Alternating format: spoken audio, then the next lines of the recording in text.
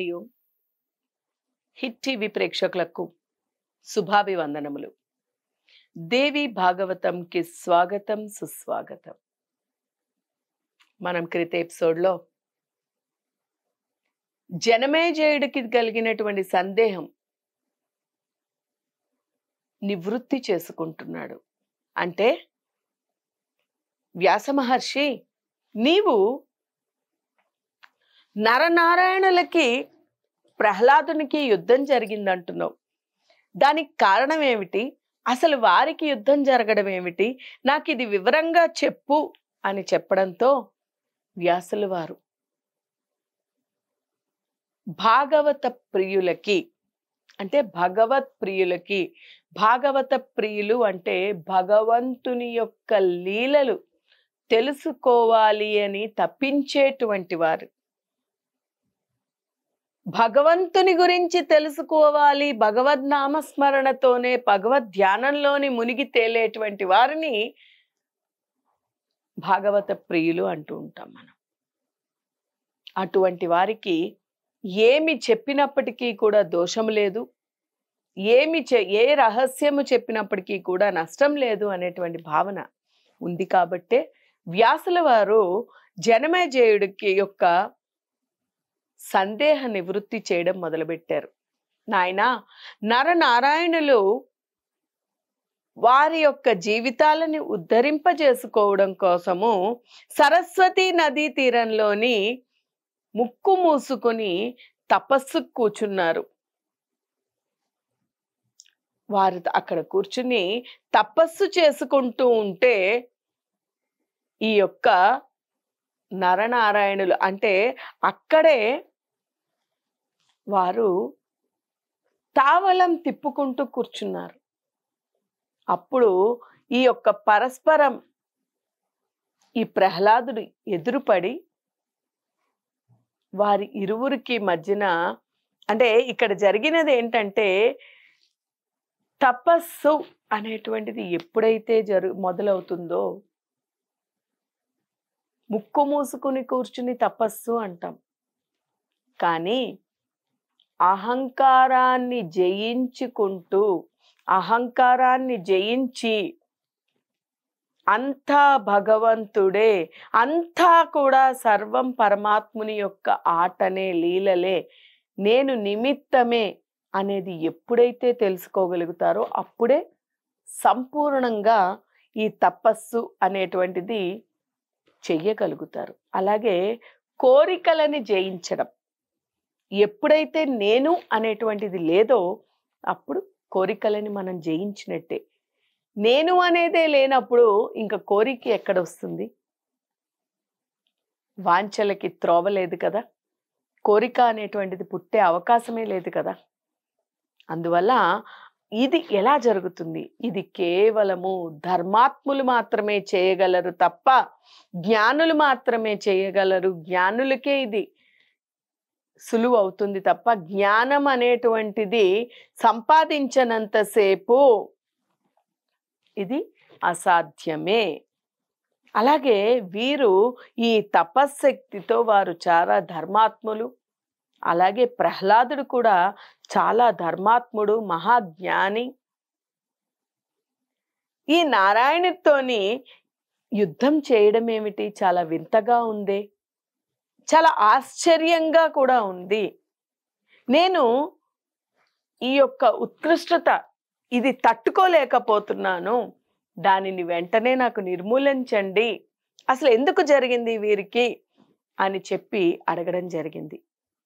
ఎలాగైతే జనమేజయుడు వ్యాసుల వారిని అడిగారో అదే విషయాన్ని సౌనికాది మహామునులు సూత మహర్షి వారిని కూడా అదే విషయాన్ని అడిగారు.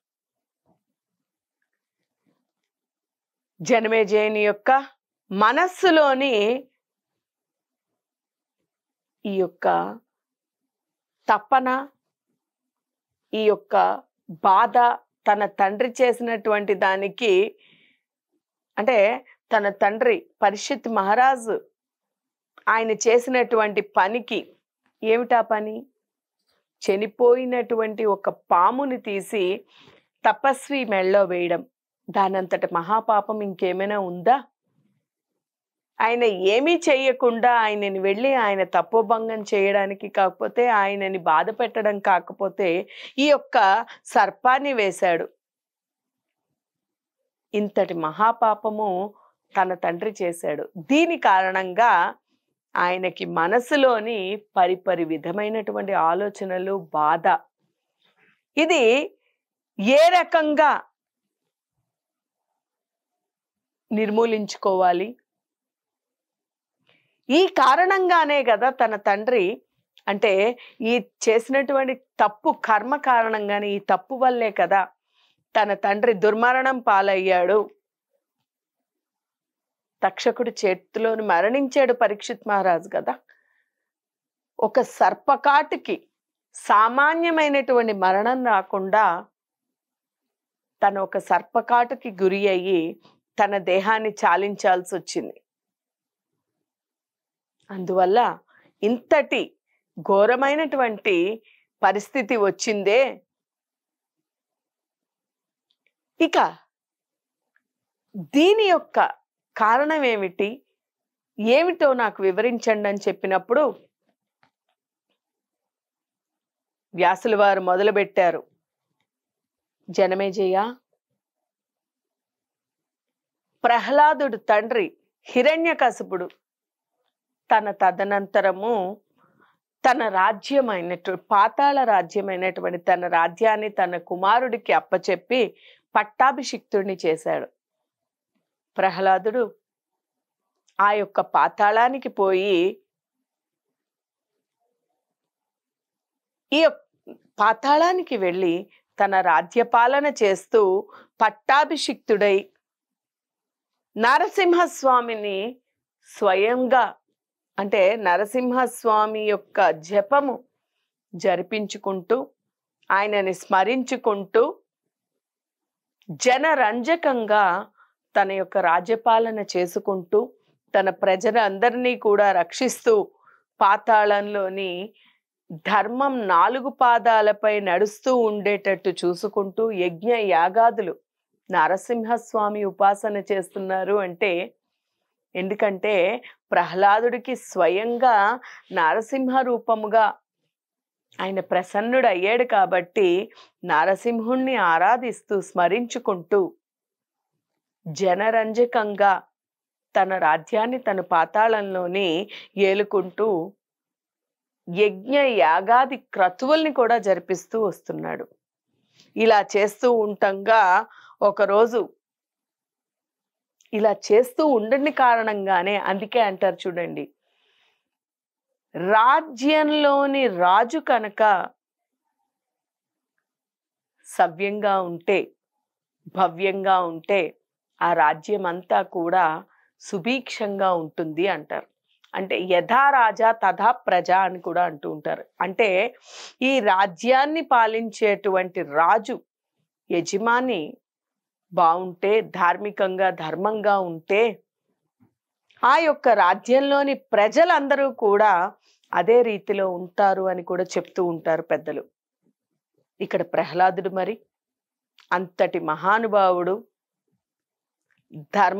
ధర్మబద్ధంగా నడుపుతూ యజ్ఞ యాగాదులు చేస్తూ నారసింహ ఉపాసన చేసుకుంటూ నరసింహుణ్ణి స్మరించుకుంటూ తన ప్రజల రక్షణార్థం, తన ప్రజలని చూసుకోవడం కోసం ఆయన ఎన్నో జాగ్రత్తలు తీసుకుంటూ రాజ్యాన్ని పాలించేటప్పుడు ఇక్కడ ఉండేటువంటి ప్రజలందరూ కూడా మరి ఆనందోత్సాహాలతోనే ఉంటారు కదండి. ఇక్కడ ఈయన చేసినటువంటి పుణ్య కార్యాల వల్ల ఆ ప్రజలందరూ, ఆ రాజ్యం అంతా కూడా సుభిక్షంగా ఉంది. ఇలా నడుస్తూ ఉండే సమయంలోని ఒకరోజు భృగు మహర్షి వారు ఆయన నదీ తీరంలోని తన నర్మదా నదీ తీరంలోని తన స్నానం సంధ్యలు పూర్తి చేసుకుని సంధ్య వార్చుకుందామనేటువంటి ఆలోచనతోని ఆయన నదీ తీరంలోని ఆ గట్టు మీద నిలుచుని ఆయన స్నాన సంధ్యలు మొదలుపెట్టబోయాడు.